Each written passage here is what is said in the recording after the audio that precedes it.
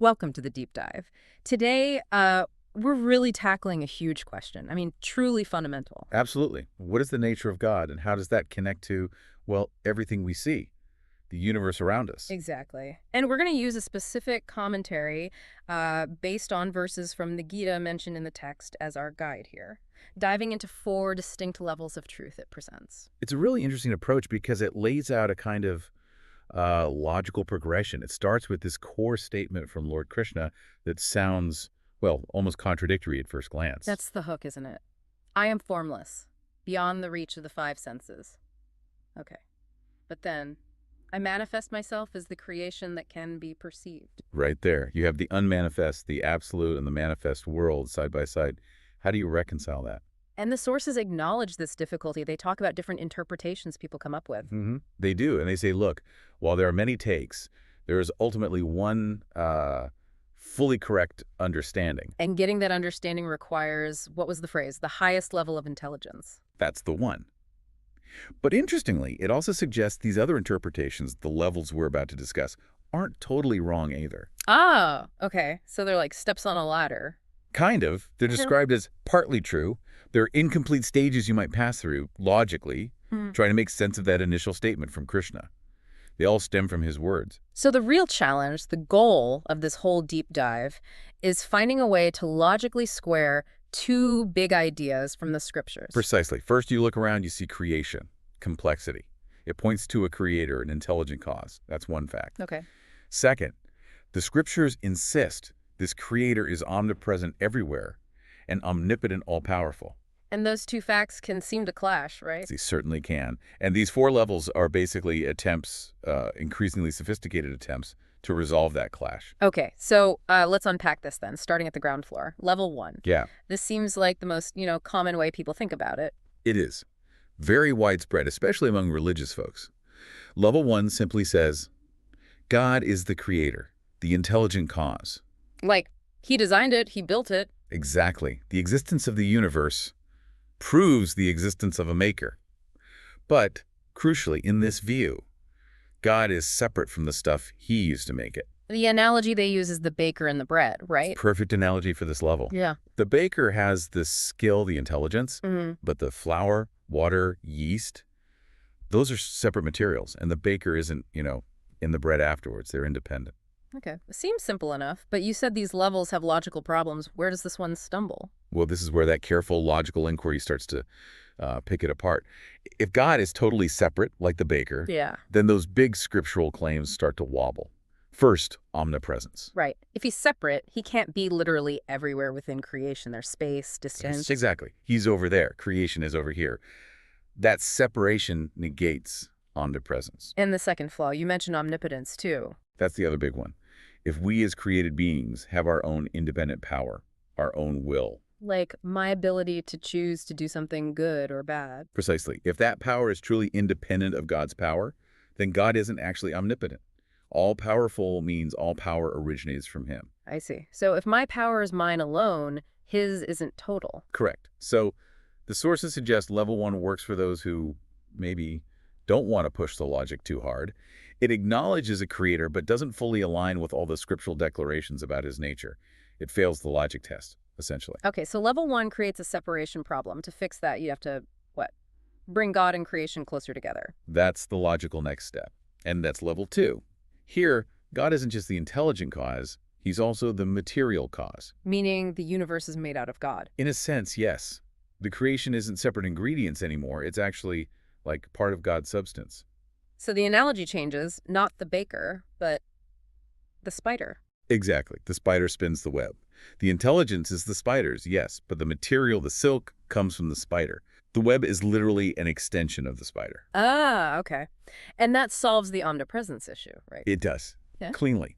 Yeah. If the universe is materially God, then God is inherently everywhere within it. No separation.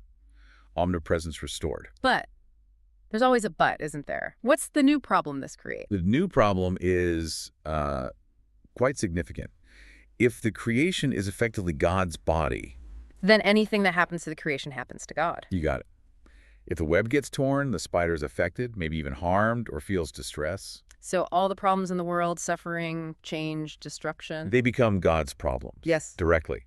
And that clashes head-on with the scriptural statements that God is eternally peaceful, blissful, unchanging, unaffected by the ups and downs of the world. Yeah, you can't be eternally joyful if you're literally experiencing all the pain in the universe. Precisely. So level 2, while it fixes the separation issue of level 1, introduces this new massive theological contradiction.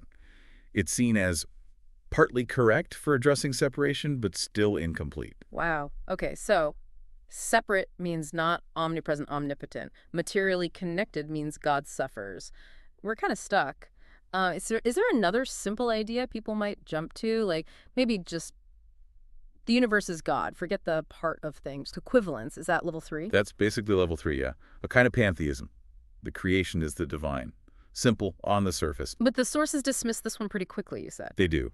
Because logically, it just doesn't align with other core scriptural truths. It fails on a few key points. Okay, like what? Well, first, if the universe is God, then God only came into existence when the universe did. What about before the Big Bang or whatever creation event? God wouldn't have existed. Right. Contradicts the idea of an eternal God. Second, the universe is constantly changing, decaying, heading towards entropy. If that is God, then God is also changing and decaying. Again, contradicts the unchanging nature described in the scriptures. And third, it completely fails the idea that God is unattached and unaffected. If God is the universe, he's fundamentally attached to and affected by every single thing that happens. So it just swaps one set of problems for another. It doesn't resolve the core issues. Exactly. It doesn't get us to a logically consistent place that honors all the scriptural declaration. Okay, so this is where it gets really interesting then. We need a solution that avoids separation and avoids making God suffer or change. Level 4. This is presented as the ultimate truth, the resolution. And the core idea is the creation rests on God. Rests on, okay, what does that mean practically? It means we need to understand God, or maybe reality itself, as having two aspects, Brahman and illusion, or Maya. Two aspects. Okay, let's define those carefully. Brahman first. Brahman is the ultimate reality, the single underlying conscious principle. It's described as having no attributes, nameless, formless, unchanging. It's the eternal substratum of everything. Think of it as the screen on which the movie plays. Okay, the unchanging background. And the illusion, Maya. This isn't like saying the universe isn't real, is it? Because we're definitely experiencing something. That's a crucial point.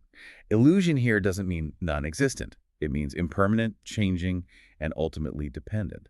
It's the entire world of names and forms, of objects, of experiences, everything we perceive with our senses. So the creation, the universe, that's Yeah. the illusion. Yes.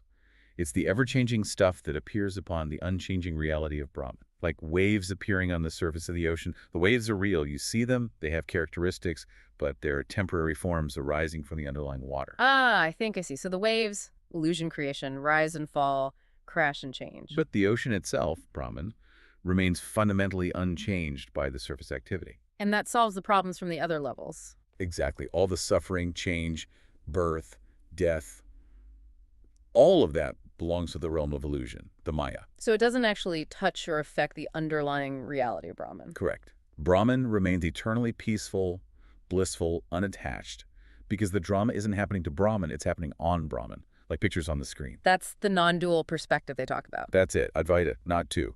Ultimately, reality is one Brahman.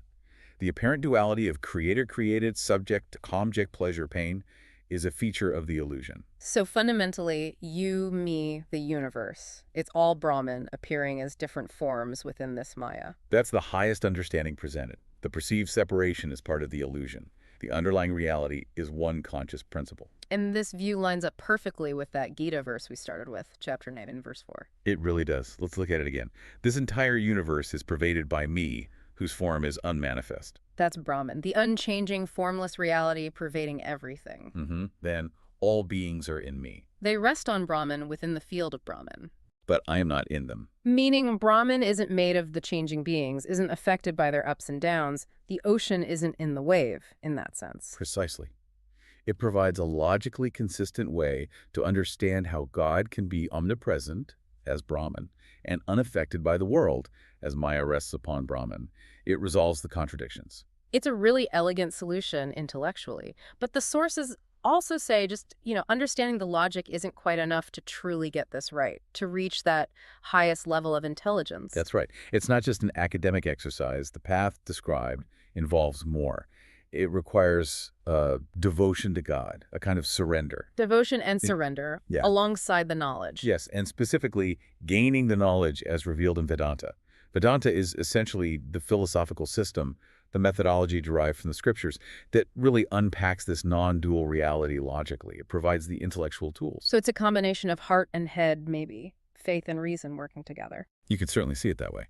The intellectual understanding provided by Vedanta needs the ground of devotion and surrender to fully take root and become a lived reality, according to these sources. Okay, so what does this all mean? Let's try and summarize this journey for you listening. Well, we've walked through 4 different ways of understanding God and creation.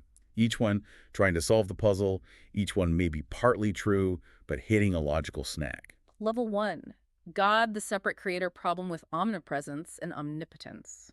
Level 2, God as the material cause, like the spider, solves separation, but God suffers.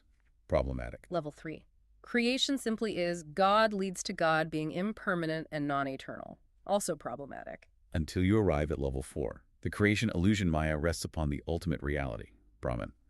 This finally squares the circle, logically explaining omnipresence without making God subject to suffering or change. It frames the different views people hold not necessarily as wrong, but as perhaps incomplete steps towards this final non-dual understanding. Exactly. It's a progression of insight, ideally culminating in seeing Brahman as the only true unchanging reality, with the universe as a temporary appearance upon it. And realizing that final truth, according to the text we explored, isn't just about acing a logic test. It involves devotion, surrender, and that rigorous inquiry through Vedanta, which leaves us with a final thought, maybe for you to ponder.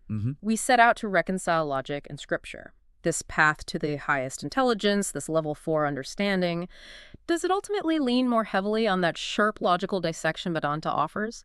Or is the foundation of faith, that devotion and surrender, the crucial starting point needed before the logic can even truly land and transform one's perspective?